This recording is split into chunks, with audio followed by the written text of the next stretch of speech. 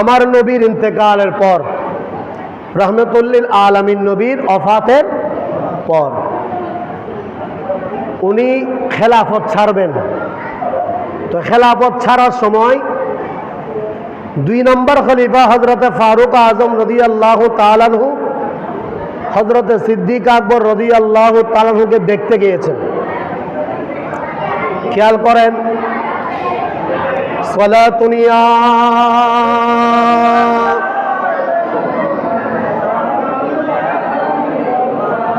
ইয়া রাসূলুল্লাহ উনজুর কালানা ইয়া হাবিবাল্লাহ ইসমা কালানা সালাতুনিয়া সালামুনিয়া। ফারুক আজম যখন সিদ্দিক আকবর রাদিয়াল্লাহু তাআলা আনহু ঘরে গিয়ে দেখছেন সিদ্দিক আকবর যেই জায়গায় ঘুমাতেন ওই জায়গা থেকে ছাদ দেখা যায়, ওই ঘরের ছাদ ফুটা হয়ে গেছে। সুবহানাল্লাহ বলেন। কি হয়ে গেছে? ফুটা হয়ে গেছে। কেন?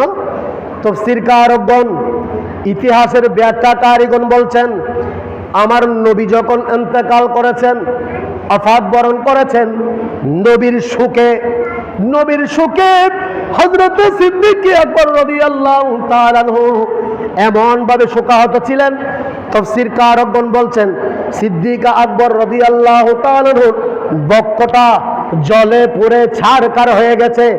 আমাদের দেশের জীবন মুরগিকে কাবাব বানানো হয়, তেমনি ভাবে ওনার শরীরের কলিজাগুলো এমন ভাবে কাবাব হয়ে গেছে।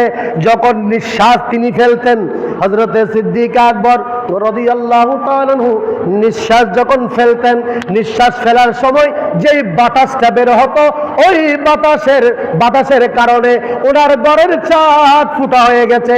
জোরে বলেন সুবহানাল্লাহ। ঘরের ছাদ ফুটা হয়ে গেছে। তখন তাফসীরকারগণ বলেন, কারণ হযরতে সিদ্দিক আকবর রাদিয়াল্লাহু তাআলা আনহু আমার নবীর অফারটা মেনে নিতে পারছেন না।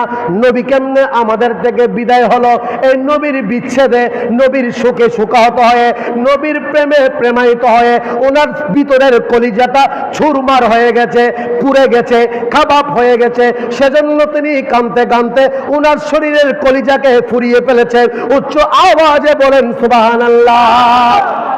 আপনারা বলেন, এই 3টা ইতিহাস থেকে আমরা কি পাই? যে এরকম নবীর প্রেমিক আর হবে? নবীর প্রেমিক আর হবে? সেজন্য ওনাকে বলা হয় বেমিসাল আশিক রাসূল। উনি যখন